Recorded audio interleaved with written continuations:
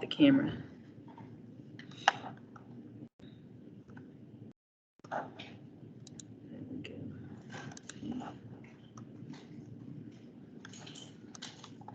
Right, I'll share screen.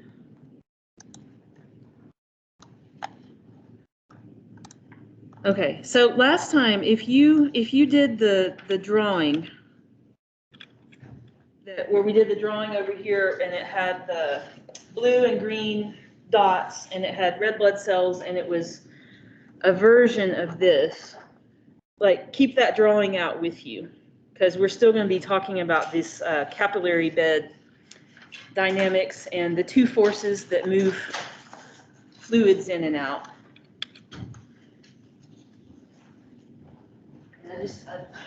Look at slow getting set up. I want the front light off and the other light on.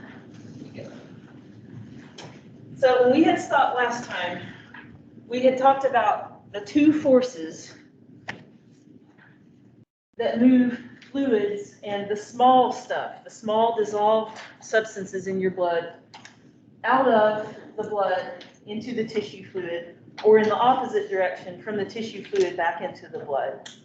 And we call those hydrostatic pressure and osmotic pressure. Hydrostatic always pushes out, and that's the one that we think of as normal blood pressure. Osmotic pressure always pulls fluid back in because of the large proteins and the large cells in here that are stuck and they can't get out. Make yourself a note that when you're describing the directions, when I ask you what's the net pressure and what's the direction, that you call it outward and inward. I'm picky about that. Notice how this is capitalized. Outward. It's not up and down.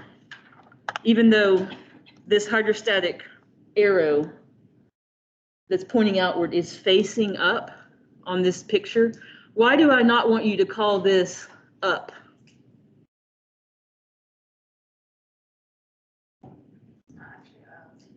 Why is it not actually up? Yeah, it's going outward in all directions.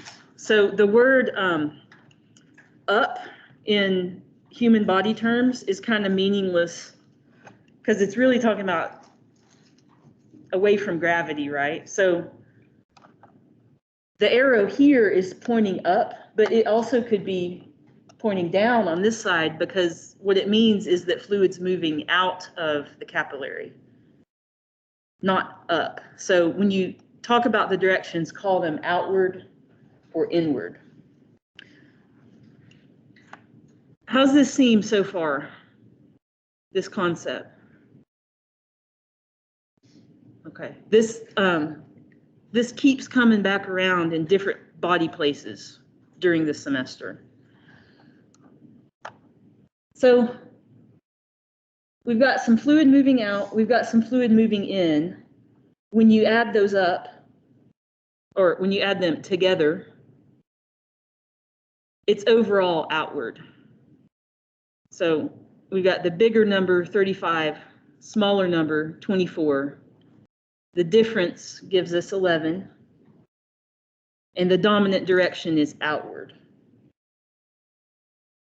So this is showing beginning of a capillary bed. And if a person is healthy and not dying, and there's nothing super strange going on, every capillary bed, at the beginning of it, you will have net outward pressure.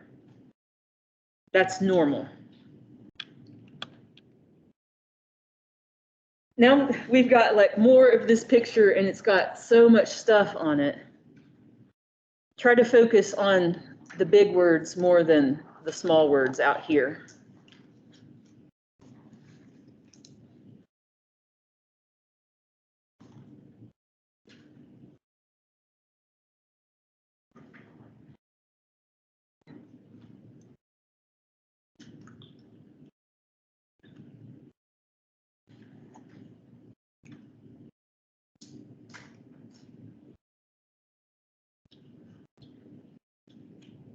So this is now talking about what's different between the beginning of the capillary bed versus when you get down toward the vein end of it. So we've got slitty with slits with gaps, slitty capillary in between here. And the conditions of what's happening with the fluids kind of change from the beginning to the end. That's what these words are trying to describe. So at the beginning of this, here comes the blood from the heart, and it's under pressure, hydrostatic pressure, and as soon as it hits the first little gap, that fluid is going to start leaking out. And you'll have fluid leaking out all the way down through here. But notice down here, when the blood has gotten further along, the hydrostatic pressure is less. The hydrostatic pressure falls over the capillary bed as you move from one side to the other. Why would there be less force pushing out down here than up here? Why does that happen?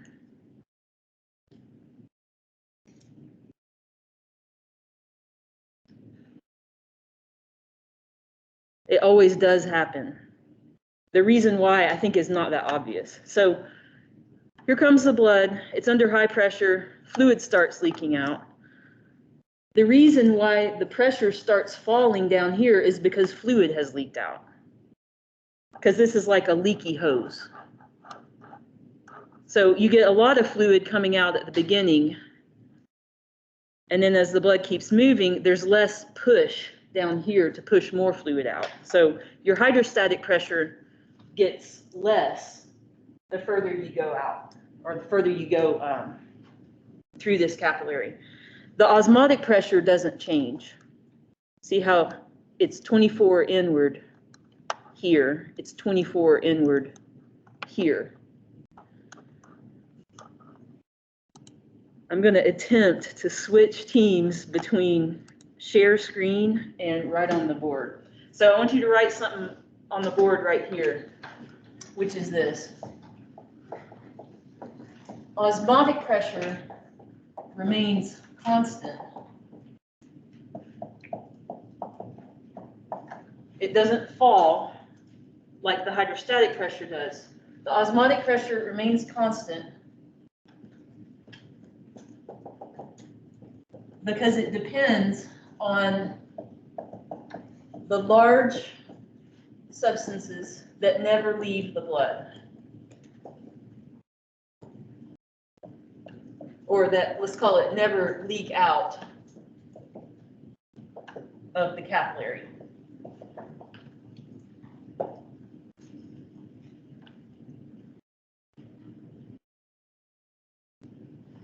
Osmotic pressure depends on something being in the blood that never does leak out, so those conditions don't change.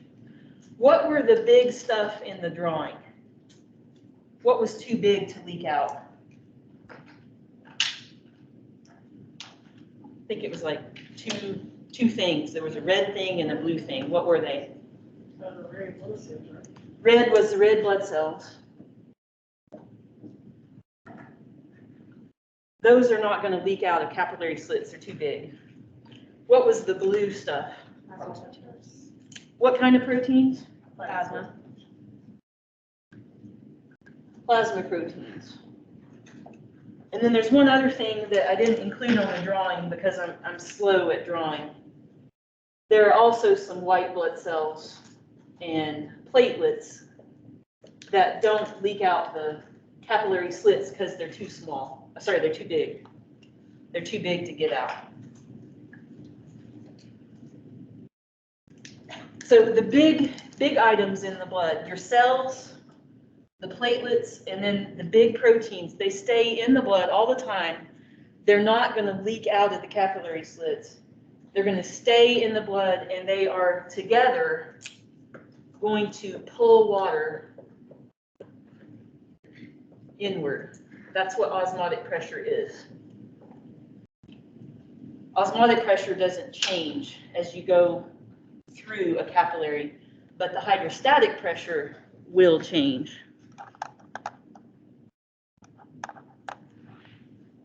It seems like I'm going really slow through this. It's because it's so important. And if this can make sense, it's going to help you in the kidneys. It's going to help you in the lungs when we get to those areas too. Every capillary bed, these things are true. And so the longer I teach this class, the more I slow down in this section because it's really important, really important. On your exam too, I will only ask you about just one section and one set of numbers at a given spot on the capillary. So I'll tell you, this is the hydrostatic pressure, this is the osmotic, and say which way is fluid going to move, and what's the value of that? What's the net pressure? What's the direction? You can make up numbers and quiz each other on that. Just make an osmotic number, make a hydrostatic number, and you can make a lot of practice problems for that.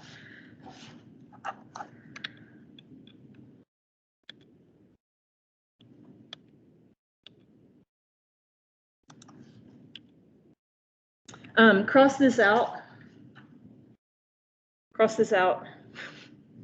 This slide, this concept. You know enough now to figure that out, actually, what that would cause. But we're going to move. Well, we shouldn't cross this out, actually. This is actually pretty important. Okay. Once in a while, for a variety of reasons, people will have edema. It kind of looks like a person's name, like my aunt edema, blah, blah, blah. It's actually a condition, edema. And edema is when you have too much liquid in the tissue fluid. Like for some reason, and there can be a lot of reasons, you can get excessive or extra fluid in the tissues, and that causes edema, which causes you to swell. You look puffy. Edema is another concept that we see it in all different body systems and for different reasons.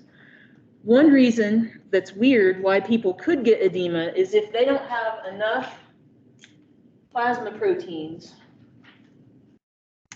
that they're making to help pull water back into the blood. So if you don't have enough of the big things, red blood cells, white blood cells, plasma proteins, your osmotic pressure pulling fluid in is going to be too low. That can cause edema. One really sad place where you see this happen is if little kids are really protein malnourished, like they don't have enough protein in their diet, and they don't have enough amino acids in their diet to build these things. And they will leak fluid too much out of their blood, and they will accumulate fluid in their abdomen. And they will look like little stick figure arms and legs, but they have this poofy stomach. It looks like a beer gut, but on a child. And that's a sign of severe protein malnourishment. That's not common, but it's an example of how a nutritional problem can cause a problem elsewhere in the body. But for now, know that edema is when you've got too much fluid in the tissues, not enough staying in the blood.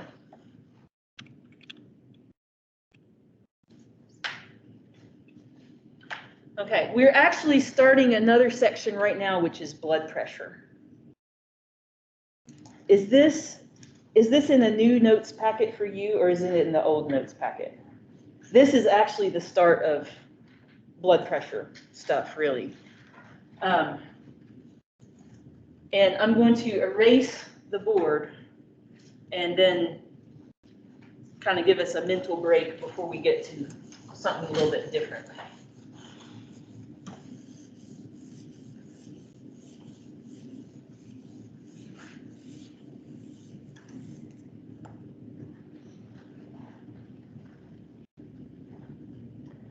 Okay, so here we've got a graph. And along x-axis, it's like how far are we from the heart? We have blood coming out of left ventricle, goes into the aorta, and then it's going to branch out through all of these different structures. So big artery, small artery, arteriole, capillaries, venules, small veins, big veins, vena cava. So it's kind of like going far from the heart and then coming back to where? Where does vena cava connect? In the heart.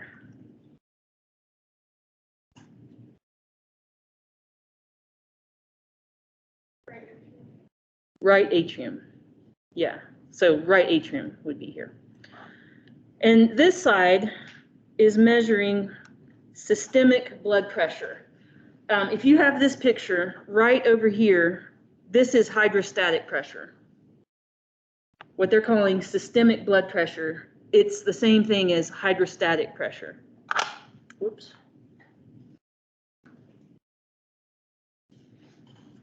And we can see that the place where hydrostatic pressure, or what your average person calls blood pressure, is the highest is right after your left ventricle pumps it and it goes into the aorta. That's the highest blood pressure in your whole body.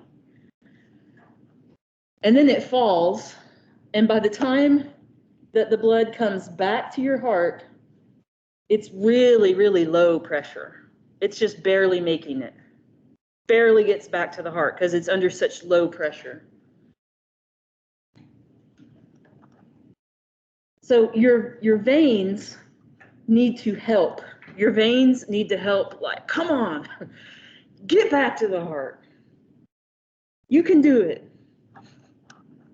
Moving blood under low pressure. So that's what's coming next. Your veins have to help blood move against gravity, or uphill, or literally up in the body.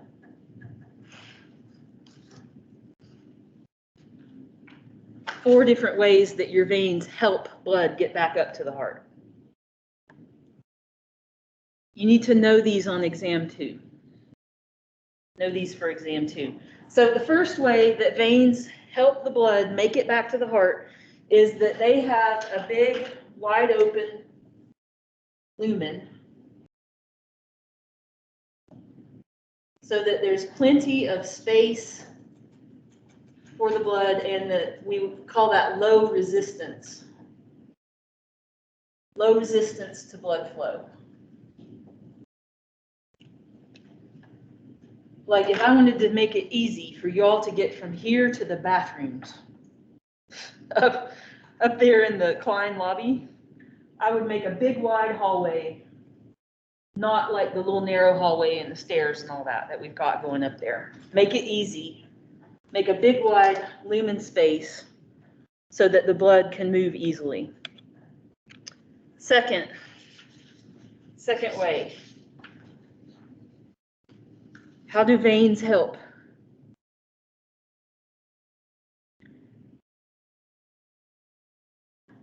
Some of them have venous, it's too early for this to happen.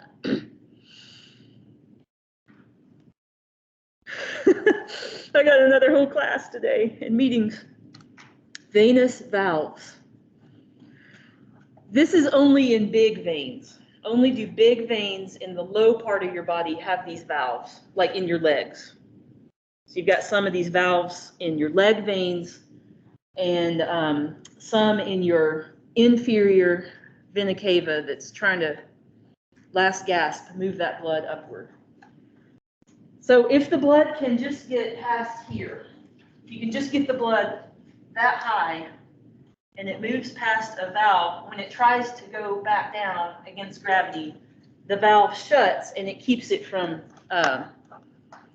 going backward. So if the blood can get past this valve, and it tries to fall back down with gravity, the valve will shut and keep the blood at least at that level. Not every vein has these. It's only the big veins in your below your heart, like down from your heart. The next one is really cool.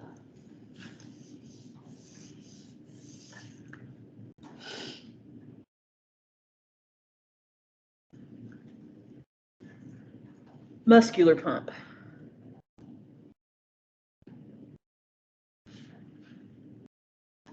Some books would call it skeletal-muscular pump. So here's a big vein that has valves, and it's trying to move blood up to the heart at low pressure. And a lot of veins, especially in your legs, they've got muscles on either side of them. So like when I walk over here, ta-da, I have moved blood up from my feet up higher in my legs just by the muscles squeeze on the vein and push blood up.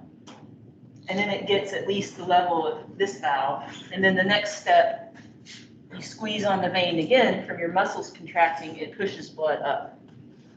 That's why you're supposed to do those airplane leg exercise things. Keep blood moving. That's why patients who can't get out of bed will tend to get blood clots because they're not helping move blood through their veins by muscular contractions. Who in here is like you want to do physical therapy work? A lot of it can be helping people who are bedridden move their muscles enough to help their blood flow. So it's not just for their muscles, it's also for their blood flow. Helps with that. You've got muscular pump. And then the fourth way. The fourth help to moving blood against gravity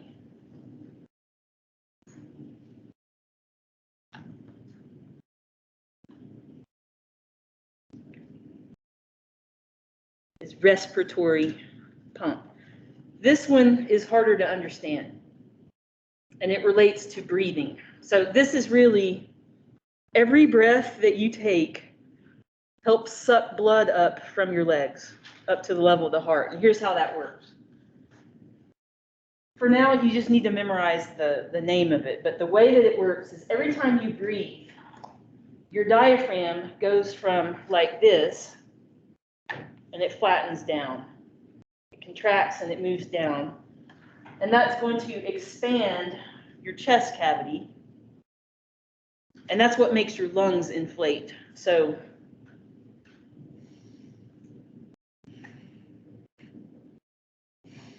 you can't hear me breathe, can you? Because of my mask.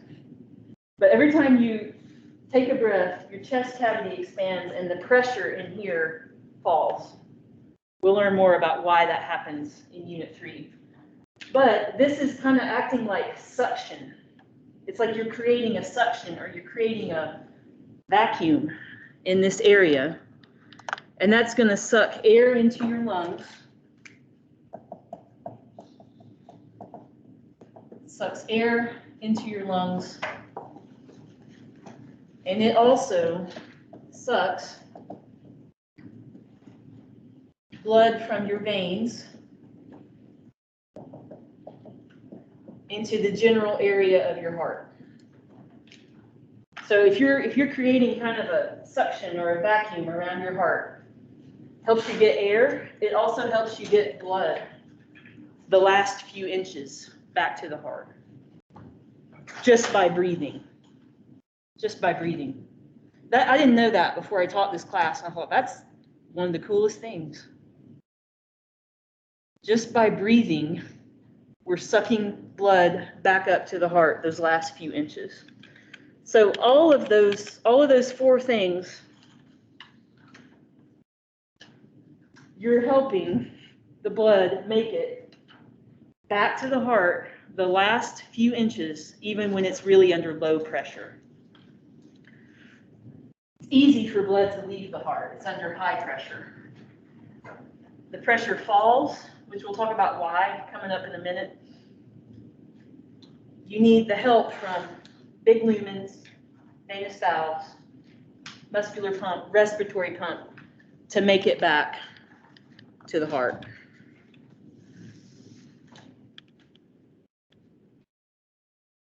We're not going to watch this. It's interesting, but it's not one of those life-threatening, urgent topics.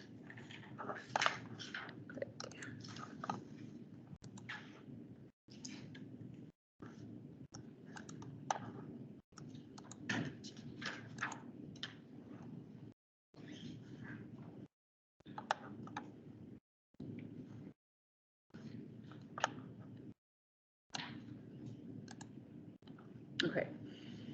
So now we're going to continue talking about blood pressure. How do we describe it and how do we measure it and what causes it to change?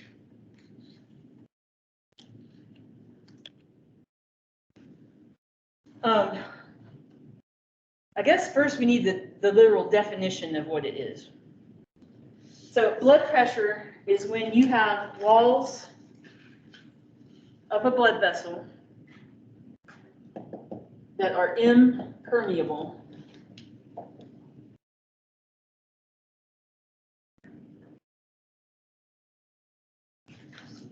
no slits, no leaking, impermeable, and you've got the fluid inside the blood pushing on the walls. So the fluid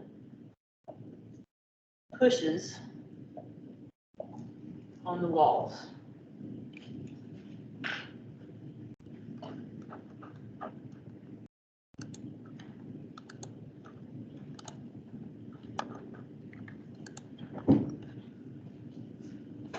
And we just saw in that graph that your blood pressure or your hydrostatic pressure, it's really high at the aorta, it's really low in the vena cava. Here's that same graph again. So the push on the walls of the blood vessel is high when it first leaves the heart, and it's low when it comes back to the heart. You may have noticed on this graph that there's actually two lines in the beginning called systolic, diastolic. So your blood pressure through the arteries moves in a pulse. So put your fingers right now somewhere where you can feel a pulse. So when we feel pulse, we feel the systolic pressure. And it's pushing, gosh, I need a drink or something. It's pushing on the artery hard enough that our fingers detect it. But the in-between times, in between the pulses, there's still pressure in the blood. I should have got you to bring me a drink. My mom liked that. Anyway, in between times, the pressure doesn't go away. It's still there. When we feel the pulse, we feel this boost between these two pressures. So on this picture, make a note that the pulse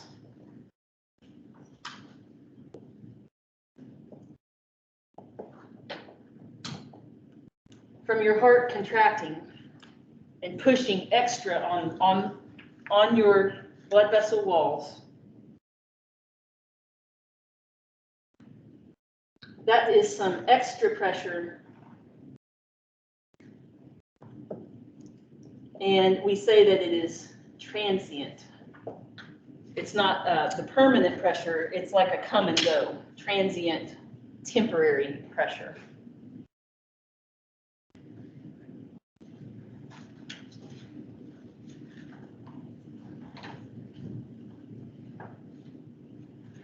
You have the permanent pressure that we call diastolic, and the extra little push that your heart contracts and gives extra, we call that systolic pressure.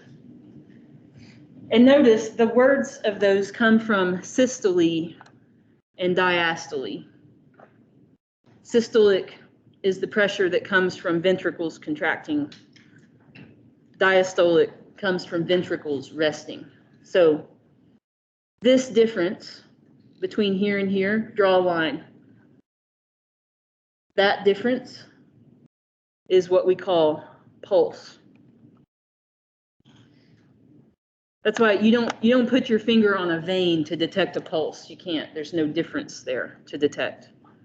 And when we check pulse, we go to these big arteries that are close to the surface where there's a big difference between those two pressures.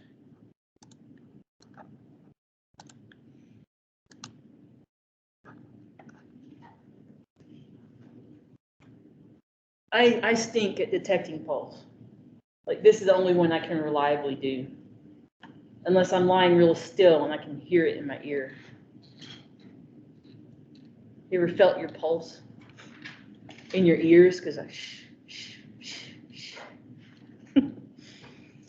those of you going into nursing, I think you have to learn how to take all of these pulses.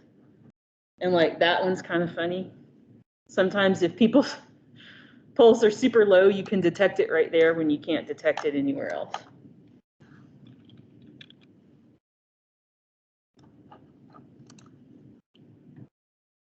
Okay.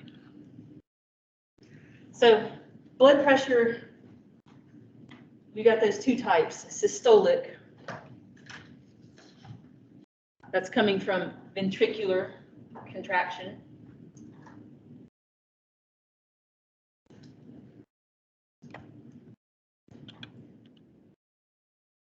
And remember that the systolic comes and goes. That's the one that we feel its effects in the pulse.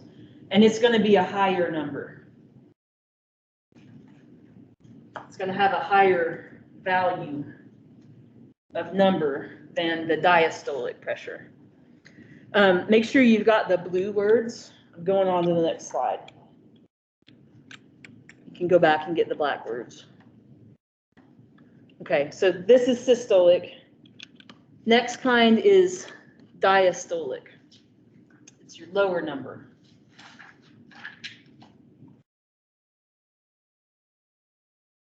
Your diastolic pressure never goes away unless you die. It's always there. Always there. It's constant. And it's going to be represented in the lower number of a blood pressure reading. I was so excited this summer.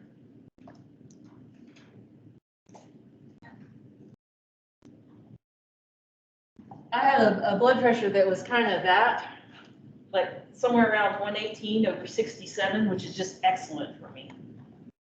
I have high blood pressure for several years, and I had lost a lot of weight and exercised some, and this summer I finally had a close to normal blood pressure reading. The higher number is the systolic, the lower number is the diastolic.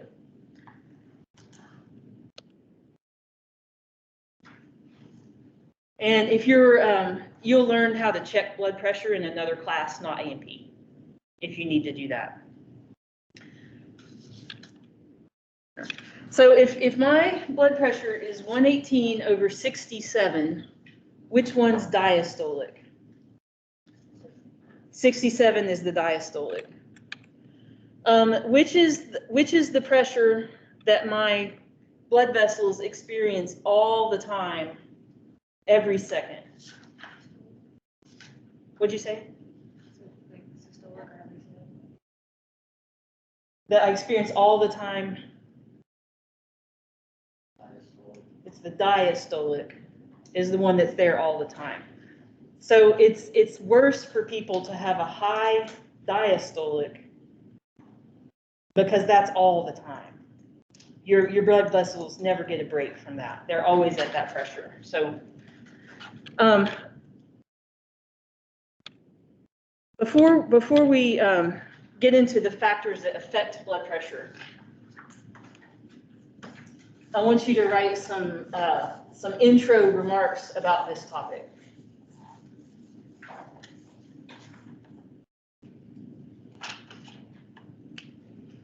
Okay, first thing I need to change so that try to get Teams to see the board. Go back here, here. Okay, so high pressure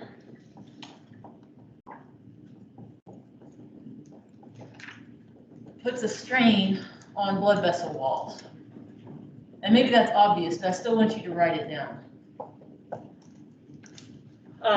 Blood vessels have a lot of different layers and they have muscles to withstand the force. But having high pressure on your blood vessel walls is a strain. Next fact.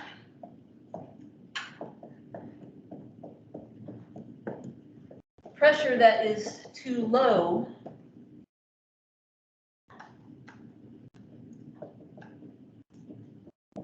if your pressure is way too low, it will not let blood circulate, basically because it can't return to the heart.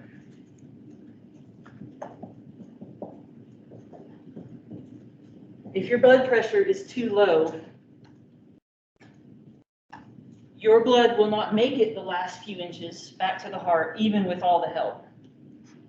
And if your blood stops circulating, your cells stop getting oxygen and nutrients, and they start building up CO2 and wastes.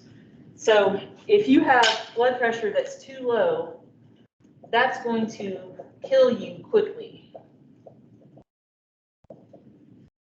Like you cannot survive super low blood pressure for longer than, I don't know, like a few minutes. So if you've heard of people that have COVID really bad and they're on a ventilator and the family's like, well, when they do the updates and stuff, they'll say his blood pressure was 50 and they're trying to adjust the medicines. Like this, it's the blood pressure that's about to kill them right now, not just their breathing problems. So you cannot survive really low blood pressure for very long. But high blood pressure puts strain on your blood vessel walls. So there's a rule or something to keep in remember, something to keep in mind.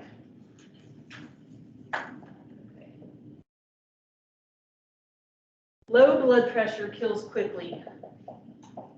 High blood pressure kills slowly.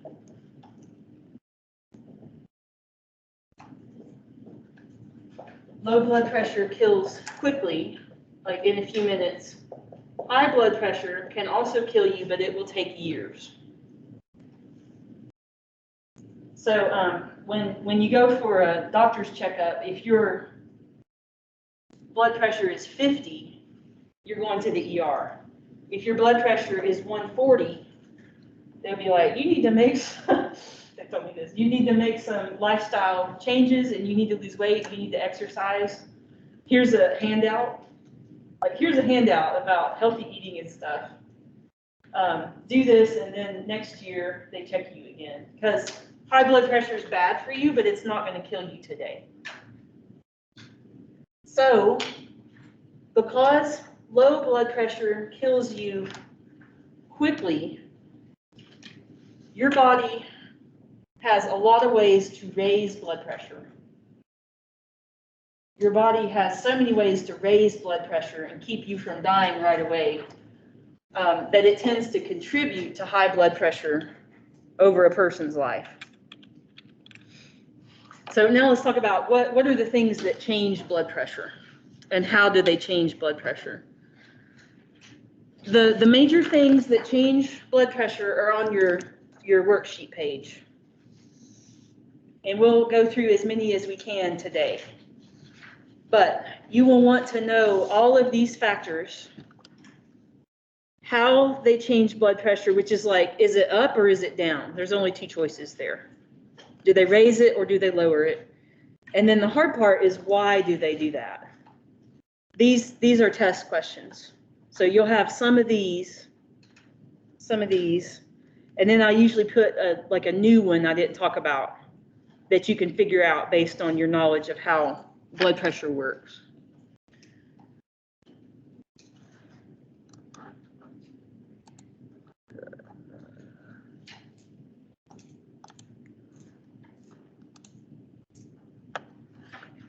And when I'm thinking about blood pressure, when I started out, I tend to think about it as like, well, you can have hoses, like those are the blood vessels. Water inside the hose is like the blood. And what's the pump? Your heart, it would be the pump. So think about water moving through a hose coming from a pump, or blood moving through blood vessels coming from the heart.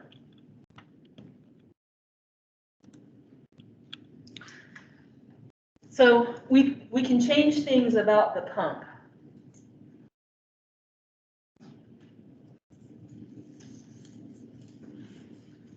Anything that your heart changes about how strongly it's contracting is going to change your blood pressure.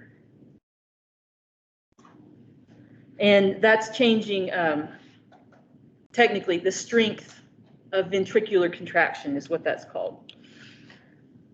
You can also change stuff about the hoses or the blood vessels.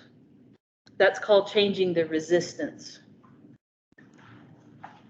Changing the resistance, that's about how long is the network of blood vessels and how wide open are they. Make a note right here in this space about diameter, about blood vessel diameter, right? This right here.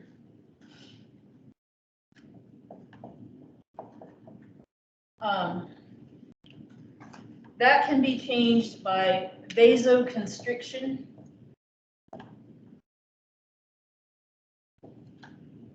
where you have large diameter going to small diameter, or that can change by vasodilation, which is relaxing blood vessel walls. And the other thing that changes blood vessel diameter is plaque. Plaque. Like buildup of cholesterol and fatty deposits. That also can change blood vessel diameter. We'll see a picture of this one coming up. And then there's a couple of other things that can change about the system that have to do with the blood or the liquid itself. So it's really important how much blood is in the system to put pressure on the wall. Like if you suddenly have, if you're supposed to have 7 liters of blood in your body and it's suddenly 8, what would that do to blood pressure? Up, yeah. You might think, well, how can that happen? Somebody give you a blood transfusion? No, not necessarily. Right underneath this one, right here, water retention.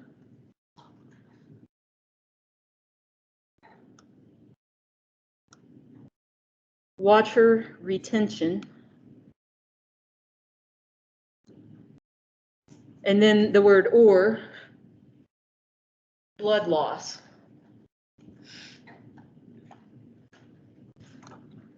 Water retention would increase fluid volume.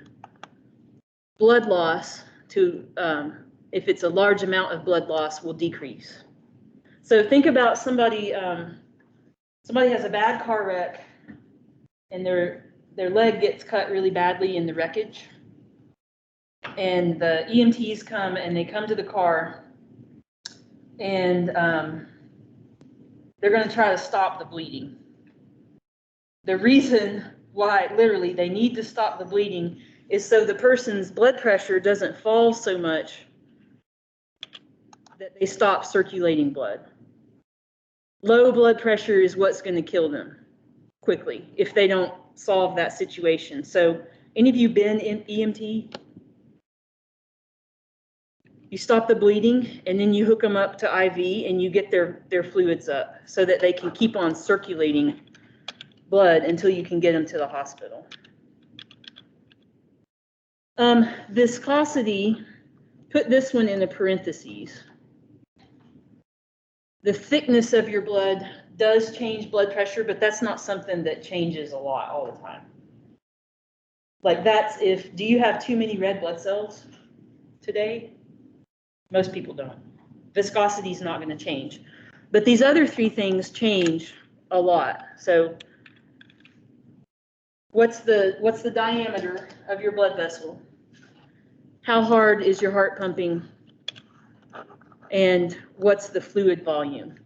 Now make a note on top of your page right here that the why, when you talk about why something changes blood pressure, it's from these first three factors. Like the why is going to be fluid volume changes, or it's going to be something changes about the blood vessels, or it's something changing about the heart. Those are the why. So all of these things on this list are changing one of those factors in a certain way that's either going to increase or decrease blood pressure. So far we've talked about all the pieces, and now we're going to go through these situations and describe how would that change blood pressure and why. So make a mark next to vasoconstriction.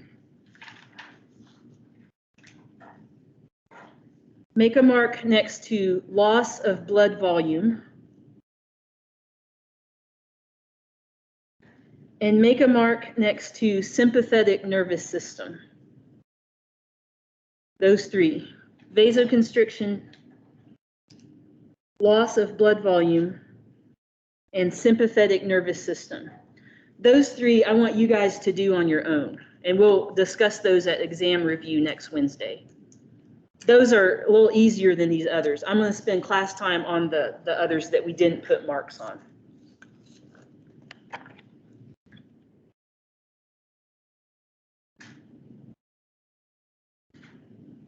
And this slide, well,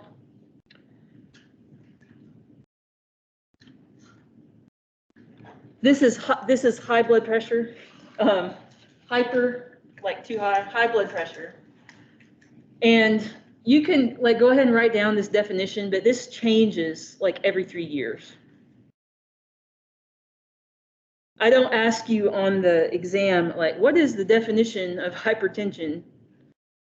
Because when you get into your particular program, like nursing or exercise science, you're going to learn what are the correct blood pressures for different populations with the updated numbers. And I thought, I'm not going to keep track of those anymore. But generally, we want people to have a systolic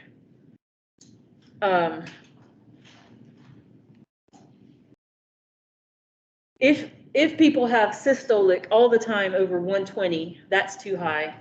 And if their diastolic all the time is over 80, that's too high. And these numbers keep moving down every year as we learn more about the bad effects of high blood pressure. We already talked about why this can kill you slowly. It will kill you slowly over many years because it's too much strain. People that have high blood pressure don't even feel bad unless it's incredibly high. So you can have high blood pressure for years in a mild version, and it doesn't make you feel bad, but it's just too much strain on your blood vessels over too many years. And here where it says it can damage a lot of organs, anything that's blood vessel rich, like your eyes, any place where you've got a lot of small blood vessels that critical function, it'll damage your eyes, your kidneys, and in some effects, your lungs. So it's very bad for you over time. Preaching to myself here. Get that blood pressure down. This is not relevant to our class this year. Okay. This definitely is.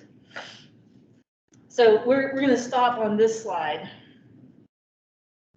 This is reviewing that rule of high blood pressure will kill you slowly. Low blood pressure will kill you quickly.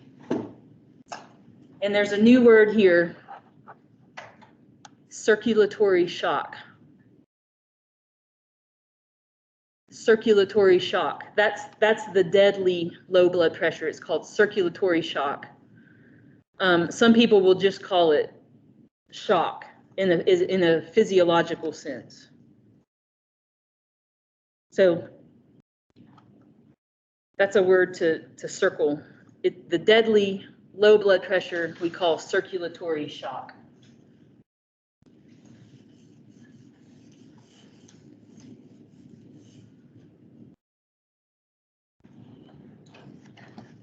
What day is this? This is Friday? This is Friday. Your exam 2 and lecture is next Friday.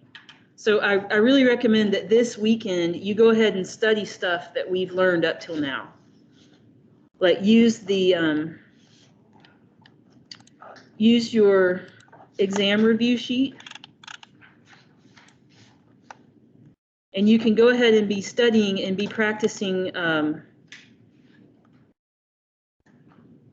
these things. So we'll have some new factors about blood pressure to learn next week. We'll learn congestive heart failure next week and stuff about lymph. But these things here are a lot of things, big point questions that you could go ahead and be studying this weekend. Definitely do that. Definitely get started on that. So Monday we'll finish blood pressure, and lymph is pretty short. We'll have review day in class Wednesday, exam next Friday.